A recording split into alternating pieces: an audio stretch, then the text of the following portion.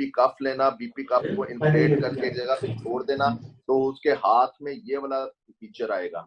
इस पे किसी को डाउट है कि नहीं? No sir. चलो आगे चलो शायद।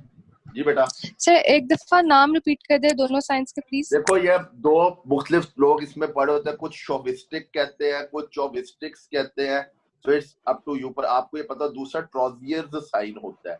साइंस में आप अगर कुछ भी प्रोनाउंस कर दो तो it's not going to make a difference, you must be knowing the underlying pathology. They are frequently going to ask you this question. They are frequently going to ask you this question in Viva.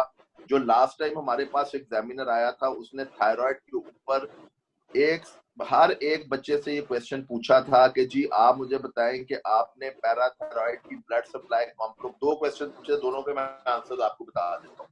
Number 1 उसने पूछा था जी parathyroid gland की डीवास्कुलराइजेशन हो गई है तो आप अगले 2 दिन बाद कैसे चेक करेंगे? तो आपने कहना है उसमें 2 तरीके हैं। One, we can assess clinically, the other thing is we can get in through the lab investigation. Clinically we have got 2 signs which we can see. One is chauvinistic और chauvinistic sign, the other is Trozier sign जो मैंने आपको बता दिया।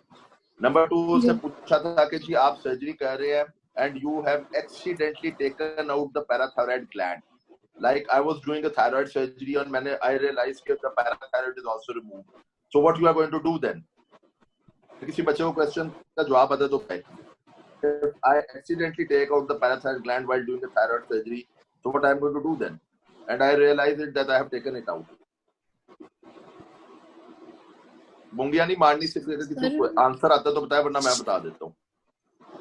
Sir उनके serum level test करवाएंगे calcium? मतलब कि मैं नहीं वो तो पता चल गया ना कि मेरे हाथ में पड़ा, मैंने जी देखा जी तो पैराथायराइड की थायराइड के साथ रिमूव हो गया, तो what I am going to do then? Sir आप बता दें। अच्छा हाँ, अब सुन लो, ये देखो ये 2 क्वेश्चन उसने पूछे थे और ऑब्वियसली शुरू के बच्चे जिन्होंने आंसर उन्हें हमें बताए नहीं हुए थे। अच्छा, अगर आप एक्सीडेंटली पैराथायराइड ग्लैंड रिमूव कर लेते हो तो you have to reimplant it. अच्छा, री इम्प्लांट आपने किधर करना है? यू री इम्प्लांट इन ब्रेकियोरेडियलिस मसल। ब्रेकियोरेडियलिस के अंदर उसको खोल के उसके अंदर डालते हैं और उस पैराथायराइड को री इम्प्लांट करते हैं। वो इवेंचुअली वो मसल की ब्लड सप्लाई ले लेते हैं, वो थायराइड हार्मोन वो रिज्यूम हो जाते हैं और जब तक पैराथायराइड के हार्मोन नहीं होते फिर हमें उसे एक्सटर्नली कैल्शियम और विटामिन डी और वो देने पड़ते हैं। पर यू री इम्प्लांट इट इन ब्रेकियोरेडियलिस। अब ये 2 ऐसे क्वेश्चन है जो आपसे पूछे भी जाएंगे, बार बार पूछे जाएंगे और आपको इनका आंसर आएगा। इस पे किसी को कोई डाउट है तो मुझे बताएं। नो सर मसल का नाम फिर से बोल दे। ब्रेकियोरेडियलिस। ब्रेकियोरेडियलिस मसल के अंदर हम उसको इम्प्लांट करते हैं। ब्रेकियो बाजू हो गया, रेडियलिस रेडियस जो वेन के साथ है, ब्रेकियोरेडियलिस मसल, इसे याद रखना है आपने। तो हम उसे दोबारा उधर गर्दन में नहीं इम्प्लांट करते कि आप कहते हो जी हम उसे री इम्प्लांट कर देंगे क्योंकि उसकी ब्लड सप्लाई खत्म हो जाएगी। तो ब्रेकियोरेडियलिस की ब्लड सप्लाई बहुत होती है क्योंकि हमारी सबसे ज्यादा एक्टिविटी चल रही होती है हाथ के थ्रू। तो ब्रेकियोरेडियलिस के अंदर उसे खोल कर इम्प्लांट करें।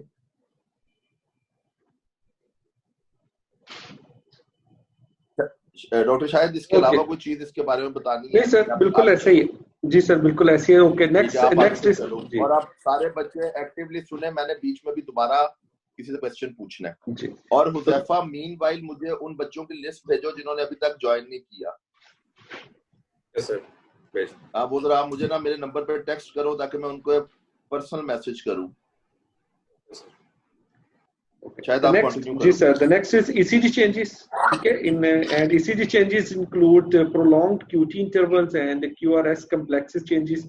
So if the levels of serum calcium less than 8.5 milligram per deciliter, there must be a lengthened ST waves and QT waves, and ये सारी उसमें ECG changes आ जाती हैं।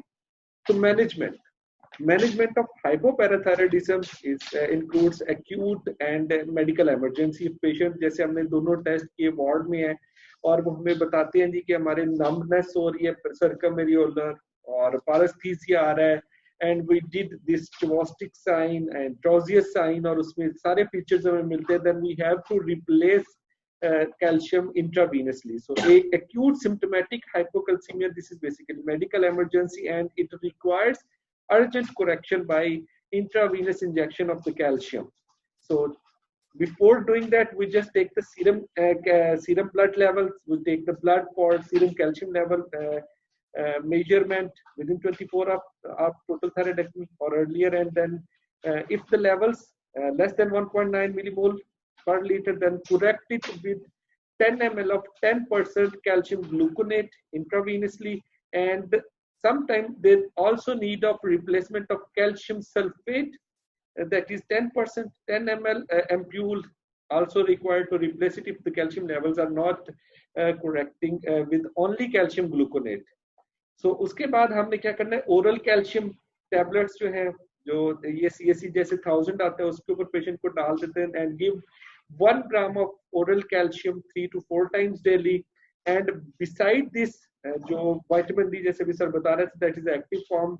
So alpha 1 alpha vitamin D वो भी साथ में पेशेंट को daily 1 to 3 microgram एडवाइस कर देते हैं. So this is all about hypoparathyroidism. Sir बस इतना ही था इसमें हाइपोपैराथायरॉयडिज्म में.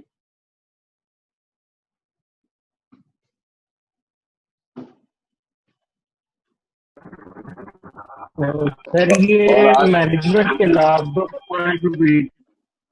सर लास्ट जो हम मेडिसिन दे रहे थे वो क्या थी? Oral 1 vitamin D. जी विटामिन डी के एक्टिव फॉर्म है ना 1 alpha. Vitamin D 1 alpha vitamin D है.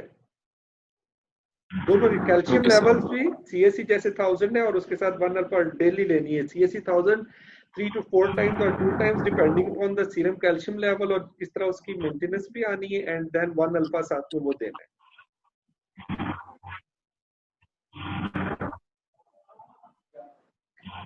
ये अक्सर पेशेंट्स को समटाइम ये होता है कि ट्रांसिट जो है ना वो हाइपोकैल्सीमिया हो जाता है. जो पैराथायराइड की सप्लाई जो है, जो हम समटाइम जो हैंडलिंग करते हैं, हम सेव भी करते हैं, तो ट्रांजिट उसको कुछ पीरियड के लिए देना पड़ता है, बाद में सप्लाई रीगेन हो जाती है, फिर जरूरत नहीं पड़ती.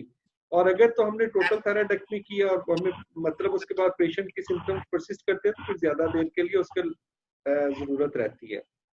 और अगर खासतौर पे हमने उसको रीइम्प्लांट नहीं किया तो फिर तो लाइफ लॉन्ग चलेगा. पैराथायराइड के जो क्वेश्चन है ना बेटा, आप लोगों को देखो क्लिनिकल में पैराथायराइड को पिक करना बड़ा मुश्किल होता है, और पैराथायराइड की क्वेश्चन हमें एज सच हम आपको शॉर्ट केस वगैरह में नहीं देंगे, पर लॉन्ग केस के अंदर पैराथायराइड का क्वेश्चन आना ही आना है. अच्छा, ये मुश्किल क्वेश्चन होते हैं, ये मतलब की तरह टेक्निकली डिफिकल्ट होते हैं.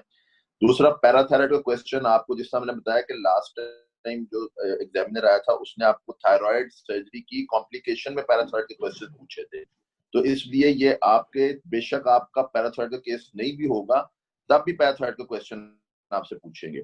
और ये वो क्वेश्चंस होते हैं जिसमें मैं कहता हूँ यहाँ ऑल और नन फॉर्मूला होता है कि आपको आ रहा होता है या आपको नहीं आ रहा होता. तो प्लीज इसको जितना भी टॉपिक है ये लेक्चर अपलोड भी करेंगे, और उसके बाद वो आपने सारा ये पढ़ना, और इसमें अगर कोई कंफ्यूजन है तो आपने भी पूछनी और ये क्लियर करनी है. और इससे जरा इसलिए मैं बार बार एम्फसाइज कर रहा हूँ कि जो अब आगे टॉपिक्स आने वाले हैं वो हैं कि जिनको आपने बड़ा सीरियसली पढ़ना है.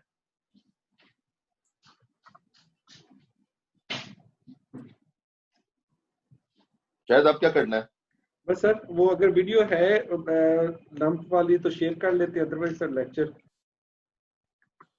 ठीक है. लेक्चर अब नहीं है तो इनसे क्वेश्चंस पूछना शुरू करो. हुदैफा जो लिस्ट देता है उनसे क्वेश्चन इधर पूछो ताकि ग्रुप पे पता चले कि कौन कौन नहीं आया. जी ठीक है सर.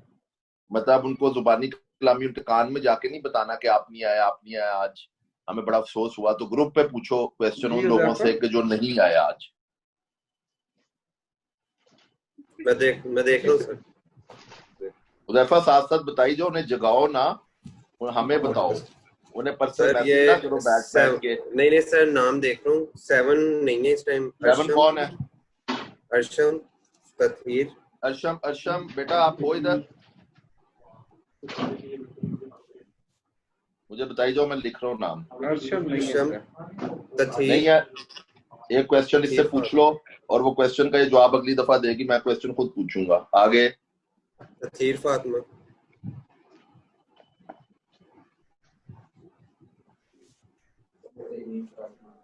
और खदीजा बतूल.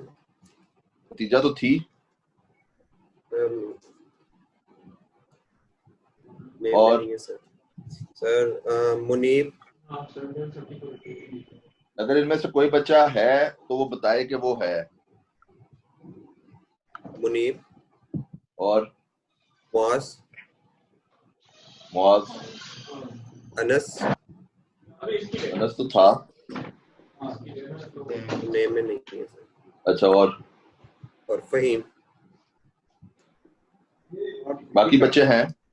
बाकी 41 पार्टिसिपेंट्स आ गए नहीं बन। अच्छा शाहिद, इनको ये जो बच्चे हैं ना, इनको क्वेश्चंस दो। अगले जो जूम की मीटिंग है ना, इन्होंने इस पे टॉपिक, तो जो हमारी ट्यूसडे को मीटिंग होनी है उस पे इन्होंने ही, ये जो 7 बच्चे हैं, मैं इनका आपको मैसेज करता हूँ, इनके ग्रुप पे नाम लिख के ना मैं करता हूँ, इन्होंने ही टॉपिक्स बताने हैं, मैसेज मैं कर देता हूँ जो बच्चे एब्सेंट हैं, और टॉपिक आपने इनको बताने हैं कि कौन कौन से टॉपिक देने हैं।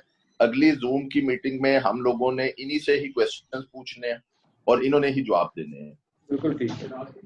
और आप राइट नाउ जितने बच्चे मौजूद है ना, उनसे जरा आप क्वेश्चन पूछो, मैं सुन रहा हूँ साथ में, रैंडमली पूछो। हाँ जी सर।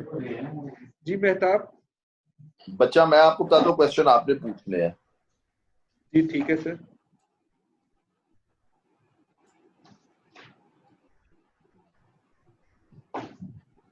नाम आप बताएंगे सर, ये मेहताब से पूछूं? मेहताब से पूछो। जी मेहताब, आवाज आ रही बेटे आपको? इटियोलॉजी ऑफ हाइपोपैराथायराइडिज्म इस वजह से होता है, मोस्ट कॉमन कौन सी है वजह?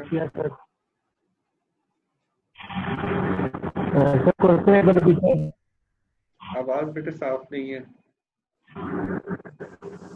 सर। क्वेश्चन एक बार रिपीट कर दें। जी क्वेश्चन ये बेटा आपका कि मोस्ट कॉमन कॉज ऑफ हाइपोपैराथायराइडिज्म। अभी हमने सर ने बड़ी डिटेल डिस्कस किया क्वेश्चन ये। सर इसकी मोस्ट कॉमन कॉज है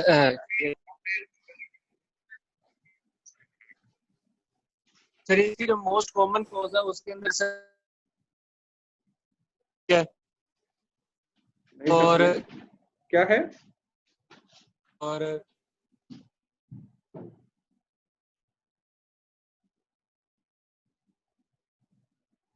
मेहताब पे शायद इंटरनेट प्रॉब्लम है। चलें मलिहा। आप नहीं, मलिया नहीं हो गया, आप ऐसे करो, आप पूछो क्वेश्चन। अब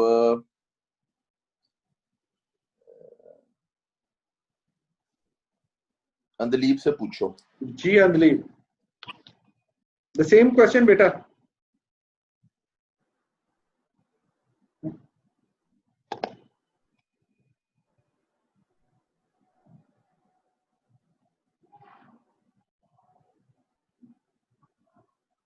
अंदलीब, एक मुझे चेक करने दो।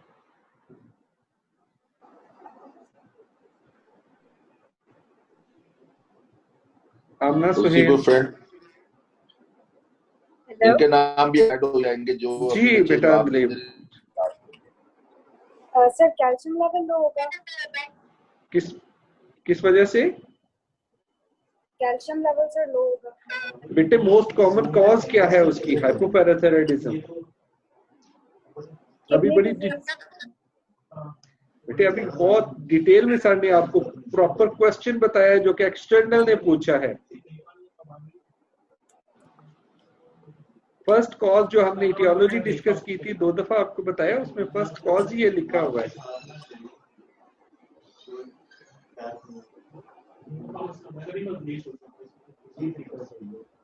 पैराथायराइड ग्लैंड रिमूवल किस तरह, किस वजह से? एक तो ठीक है ना, रिमूवल हो गया,